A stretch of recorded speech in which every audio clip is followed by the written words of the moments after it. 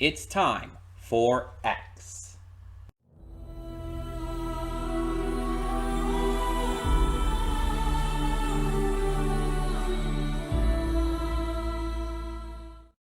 Hey everyone, welcome to Princess of Gay. I'm your host Connie, and today we're here with X.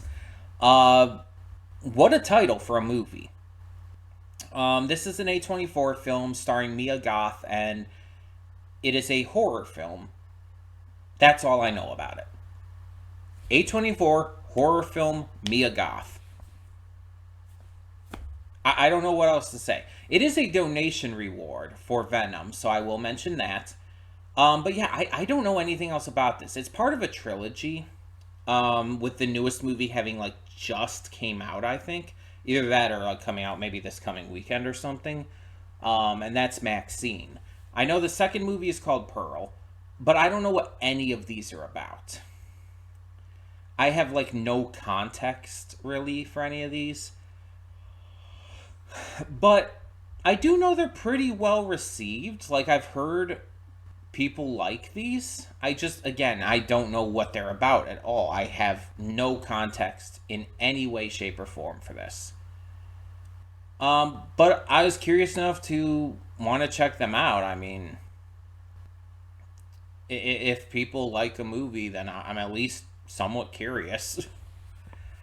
Plus, I tend to enjoy at least checking out horror movies, even if I don't end up liking the movie. It's usually at least something worth trying to enjoy.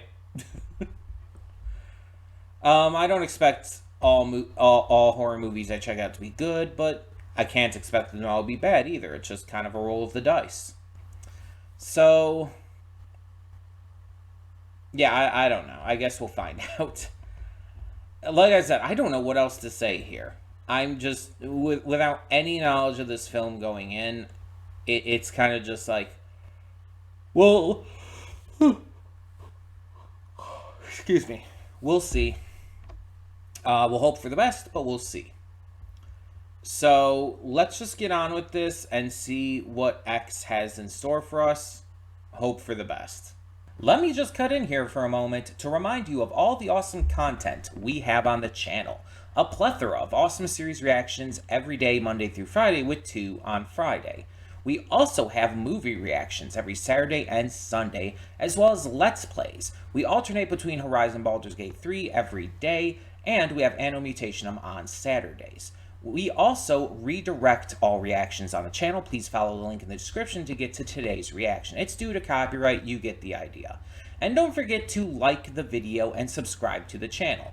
It helps us out and allows me to get out more awesome content for all of you. Thank you so much for tuning in. Let's get on with the reaction. And we are back, and we'll begin with spoilers in 3, 2, 1, now. And that is how you do a fucking horror movie. That was great. That is genuinely a great film. It has great tension. It has amazing build. You get to know the characters really well before their deaths, and their deaths are all very sudden, very quick, but also extremely graphic and intense.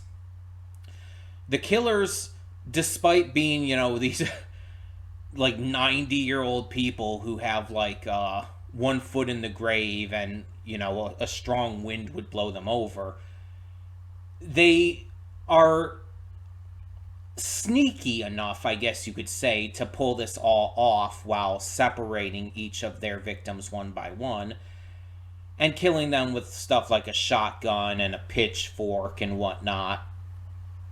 Basically using the area and whatnot to their advantage to be able to kill them in a way that works for them with their advanced age and everything, and their clearly failing health. So I think the villains were actually well done. Also, Mia Goth was Pearl. It's that makeup work is insane. That was just really good makeup work, and I know a lot of her scenes are she's shot in the dark, or it's you can't really tell because of the way it's shot and everything, but it's That's insane. And apparently, I missed. I guess there was like a line or something that like mentioned that Maxine looks just like Pearl did in her youth, and that's why she was so obsessed with her. Um, so that's really interesting. I also like the twist at the end that this preacher we've been seeing on like the TVs and all throughout the entire film has been Maxine's father. I think that was a really fun twist.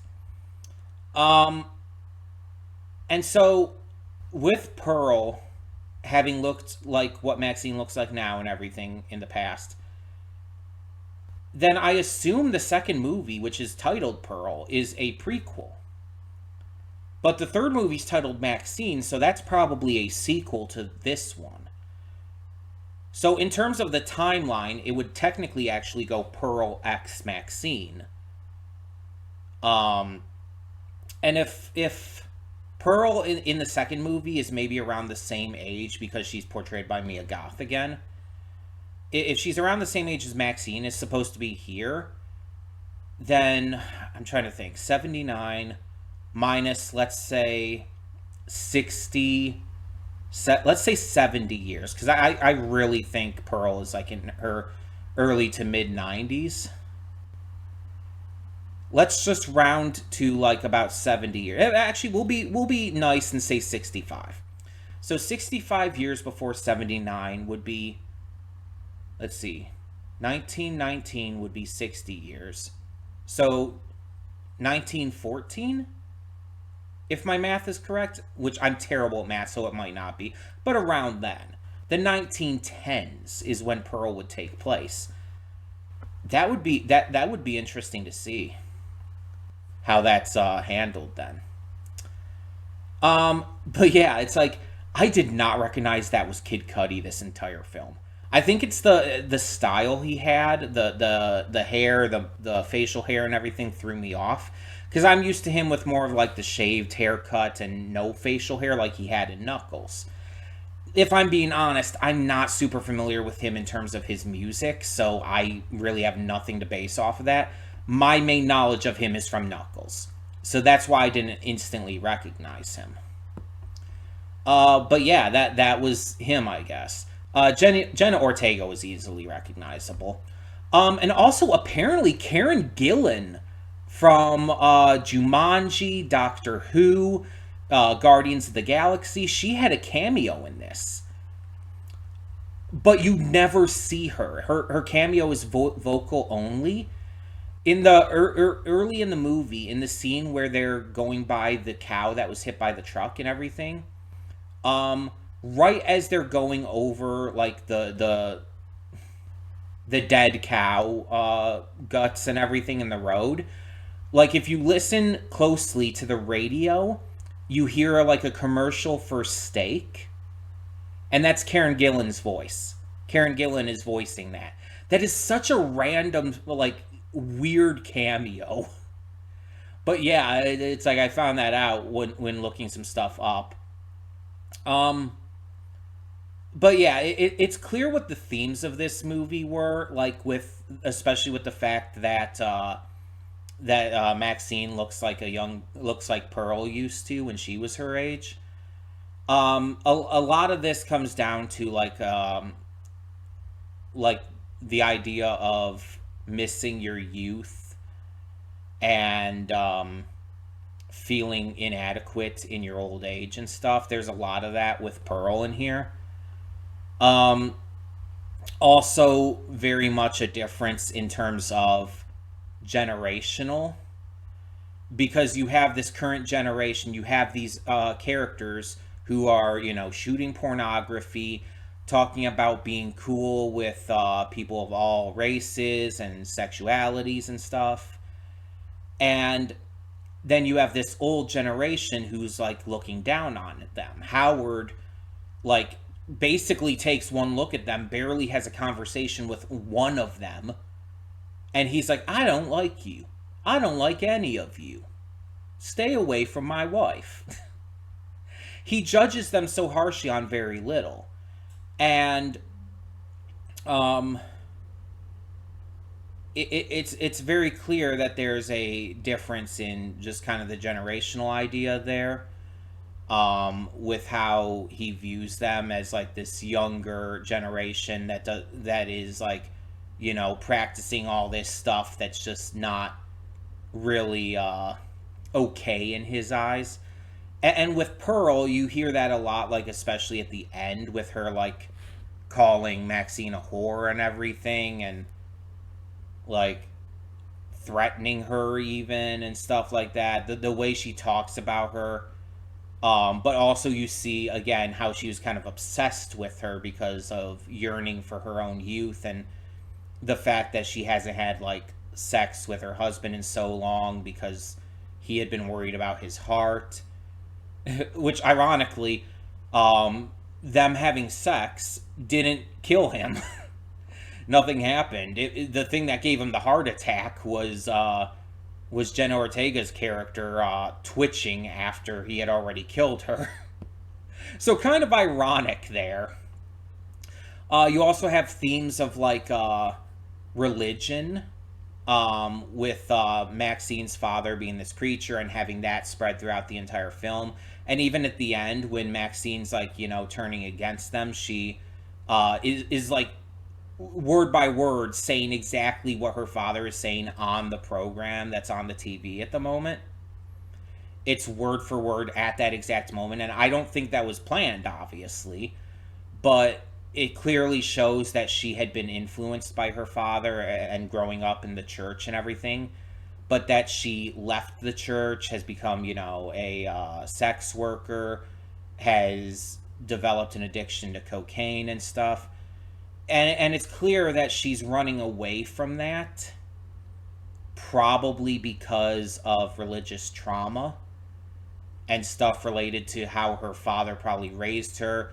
Knowing a lot of Christians, probably abusive, probably very strict, and like wouldn't let her like grow up to be herself and stuff. So she kind of went so hard in the other direction as a form of rebellion.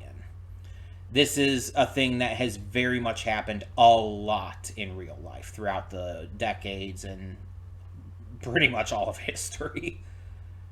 So it's like, yeah, you get a bit of that in here as well. Um, just a lot of discussions on things like that. And the interesting thing as well is like this movie like very much shows the sex workers as not being in the wrong. At least that was my take from it. Because it's like you're supposed to see Pearl and Howard as insane, as two old people from multiple previous generations ago, who are, psychotic and not really even trying to be willing to accept the current generation. They are living in the past and have this just intense bigotry for how things are now. While the new generation, these kids, well, not all of them are kids, but this group of super young young adults, outside of the one guy who's like 40 something, I think he said, they're all like this newer, younger generation who are again embracing stuff uh like queer people and people of color, and like heavily embracing sexuality, including relationships and sex kind of being seen as separate, something that Jenna Ortega's character didn't understand at first. Remember what they called her? Church mouse. She was probably someone who had spent a lot of time in church herself and was probably very innocent in all of this. So that's why she was so kind of like not entirely repulsed, but not entirely comfortable with all of this stuff at first, and kind of confused by a lot of it. And especially in regards to Like, oh, how can you have sex with that person while you're, dating this person and stuff like that. It's like, doesn't that seem wrong? And they're explaining to her, it's like, no, no, it's a separate thing. This is work. It's not like we're doing this all the time when the cameras aren't rolling. This is just a job for us. And it shows like this kind of more progressive attitude that that this older generation just doesn't, not only doesn't get, but refuses to even try to understand. So I love kind of the theme there of the older generation being bigoted and hateful towards newer generations for their progressive takes on things. And you see that a lot even today, of course. You see that a lot with people of older generations not understanding a lot, like with the queer community, or with open relationships, or polyamory, or interracial marriage, weirdly enough, is still looked down on in a lot of cases. And it's like, it's just insane to me that there are people who still think this shit, but it happens. And it's going to keep happening. People who are like 30 years old now, in like 30, 40 years, are going to look down on the newer generations of that time and probably judge them for whatever the progressive movements ahead at that time are. And yeah, of course, there's going to be people of that generation who are all nice and, accepting and whatnot. But I'm just talking from like a general sense. There's going to be a lot of people who do look down on the future generations. People of my generation, people of my younger brother's generation, are going to, once they're older, look down on younger generations of that future time. That's just how things unfortunately work. It's not going to be everyone, of course not. But it's still going to happen. It's absolutely still going to happen. And it's like, that's just unfortunate. But humanity, let's be honest, kind of sucks in a lot of ways. So I'm really wondering where this story's going to go, like, after these events with Maxine. We know she drove off after killing Pearl, but like, where is her life going to go now? Because after the horror of these events, like, she's not going to be okay. We know she's already addicted to cocaine. We know, like, she's already, like, rushing so far in the opposite direction of her father and everything that she's, like, dealing with a lot of shit. It's like, after these events, all of these friends and everyone of hers being violently and horrifically murdered by this psychotic old couple, it's like, she's not going to be okay.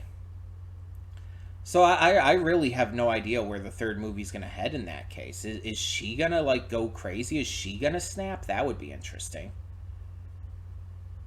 Or maybe she's going to have to deal with something else happening now. And then the second movie, before we even get to Maxine, would of course be Pearl, and that's going to be like a prequel, and maybe we'll see, like, how Pearl and Howard met and how they became crazy as they are.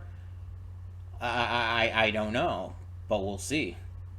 I'm obviously not going to look up any spoilers or anything, because just not going to do that. But I'm very, very curious. Maxine, I think, just came out. So it's like, that's still going to be a bit until I can get to it anyway. But obviously we're going to go in the release order, so Pearl would be next either way. And we're not going to get to that right away either. So yeah, it's like, we should be good on in terms of timeline for getting to all of them. I'm just really curious as to where the next two movies are going to go and what they're going to do and all. And I wonder if this is just going to stay a trilogy, if they're going to add more to it. But I hope the next two live up to this one, because this was great. Like, I really enjoyed this film. I thought it was really well directed, really well written. I liked the themes and messages. I liked the acting performances. I think everything was really good here. And I mean, like, even without the nudity and stuff, it's like, even if this movie like cut out all the nudity or like censored it in any way, I think it would still be as good. Though the nudity does help sell the entire like sex worker and everything aspect, and the entire aspect of the generational differences. I think it would still work to a degree, because they could still have them having sex and all, just like, I don't know, shoulders and head in terms of their shots, or just like other creative shots that wouldn't show anything. I mean, I'm not opposed to seeing titties or dicks or ass or anything. Hell, I'm all for it. But I'm just saying,